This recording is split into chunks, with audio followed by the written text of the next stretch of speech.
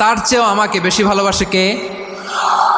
আমার মাতা পিতা আমাকে যত ভালোবাসে তার চেয়েও আমাকে বেশি ভালোবাসে কে? আমার প্রিয়তমা স্ত্রী আমাকে যত বেশি ভালোবাসে তার চেয়েও আমাকে বেশি ভালোবাসে কে?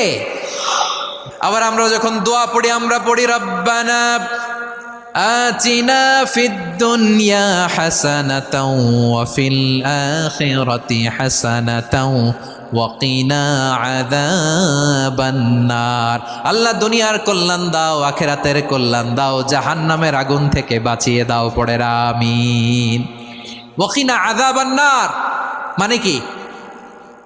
আল্লাহ তুমি আমাদেরকে বাঁচাও আগুনের শাস্তি থেকে। এটা বিশ্বনবীর সবচাইতে প্রিয় দোয়া ছিল। নবী যখন তাওয়াফ করতেন প্রতিটা তাওয়াফে তিনি এই দোয়াটা পড়তেন।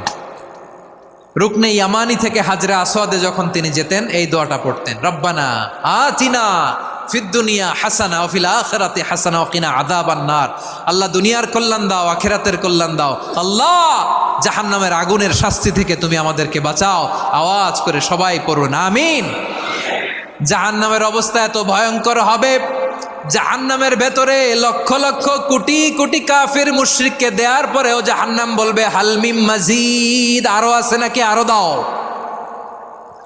কোটি কোটি কাফেরের দল, মুশরিকের দল, সীমা লঙ্ঘনকারী দল, তাদেরকে যখন জাহান্নামে ফেলা হবে, বড় বড় পাথরখণ্ড জাহান্নামে ফেলা হবে, তারপরও জাহান্নাম বলবে হালমিম মাজিদ, আরো আছে নাকি, দাও, আরো দাও, আরো দাও। আমার ক্ষুধা নিবারণ হয় নাই। জাহান্নামে তো উত্তপ্ত হবে, জ্বলন্ত হবে, ভয়ঙ্কর হবে। জাহান্নামের এক অংশ আরেক অংশকে খেয়ে ফেলবে। আল্লাহু আকবার। ফেরেশতারাও টালমাটাল হয়ে যাবে। জাহান্নামের রক্ষী ফেরেশতারা কি করবে তারা নিজেরাও বুঝতে পারবে না। কোটি কোটি মুশরিক কাফেরদেরকে জাহান্নামে নিক্ষেপ করার পরেও জাহান্নাম ঠান্ডা হবে না, শান্ত হবে না, বলবে হাল মিম মাজিদ, আরো আছে নাকি, আরো দাও। তখন আল্লাহ তাআলার কুদরতি পা জাহান্নামের ভেতরে ঢুকিয়ে দিবেন। সুবহানাল্লাহ পড়তে পারলেন না মজা করে?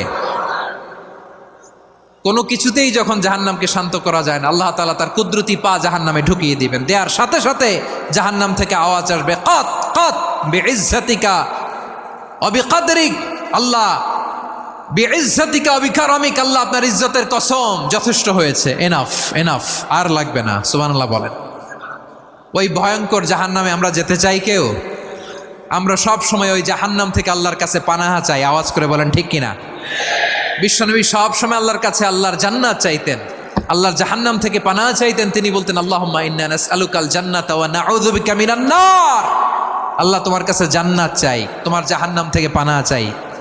বিশ্বনবী সাল্লাল্লাহু আলাইহি ওয়াসাল্লামের জীবনী, ওনার বায়োগ্রাফি নিয়ে কথা বলাটা দুষ্কর, কারণ এটার কোনো শেষ নাই, কুল নাই, কিনারা নাই, বিয়ন্ডলেস, বাউন্ডলেস, বটমলেস। সুবহানাল্লাহ বলেন।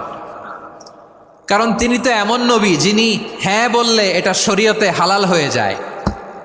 নবীর মুখ দিয়ে যদি বেরোয় হ্যাঁ, নাম, ইয়েস, তাহলে এটা হালাল, ঠিক কিনা বলেন? এ নবীর মুখ দিয়ে যদি না বের হয় যে না, নো, তাহলে এটা শরীয়তে হারাম হয়ে যায়। কেমন নবী আমরা পেয়েছি, যিনি হ্যাঁ বললে হালাল, না বললে হারাম, যিনি সাব্বাবা, এই আঙ্গুলি উপরের দিকে উঁচু করলে চাঁদ ভেঙে দুই টুকরা হয়ে যায়, যে নবী জমিন থেকে পা উঁচু করলে আল্লাহর আরশে মেরাজে চলে যায়, এমন নবীর উম্মত আমরা হয়েছি। যে নবীকে বাদ দিলে কোরআন বোঝা যায় না, কারণ এ নবীর উপরই কোরআন নাজিল করেছে কে? এ নবীকে বাদ দিলে হাদিস বোঝা যায় না, কারণ হাদিস তো এ নবীর মুখনিসৃত পবিত্র বাণী। সুবহানাল্লাহ পড়েন। এ নবীকে বাদ দিলে জান্নাত চেনা যায় না, কারণ জান্নাত তিনি চাক্ষুষ দেখে এসে আমাদেরকে মেরাজ শেষে বর্ণনা করে শুনিয়েছেন। এ নবীকে বাদ দিলে জাহান্নাম চেনা যায় না, এ নবীকে বাদ দিলে আমার রবকে চেনা যায় না, ঠিক কিনা বলেন? তো বিশ্বনবীর 5টি বৈশিষ্ট্যের কথা আল্লাহ তাআলা এই সূরাতে উল্লেখ করেছেন। আল্লাহ রাসূল সাল্লাল্লাহু আলাইহি ওয়াসাল্লাম যখন মক্কাতে দাওয়াত দিচ্ছিলেন, মক্কার কুরাইশরা নানাভাবে বিষ্ণু ঈসা ইসলামকে কষ্ট দিচ্ছিল, নানাভাবে ট্যাগিং করছিল, মিথ্যা অপবাদ দিচ্ছিল। কখনো কখনো তারা বিশ্বনবীকে বলছিল মিথ্যাবাদী, কাযযাব। কখনো বলছিল যে তুমি হচ্ছে জাদুকর, সাহের। কখনো বলেছে শায়ের, মুহাম্মদ তুমি কবি।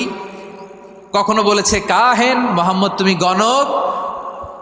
এবং কখনো বলেছে মোহাম্মদ তুমি হচ্ছে মাজনুন মানে পাগল। আওয়াজ করে সবাই পড়ুন নাউযু বিল্লাহি মিন যালিক।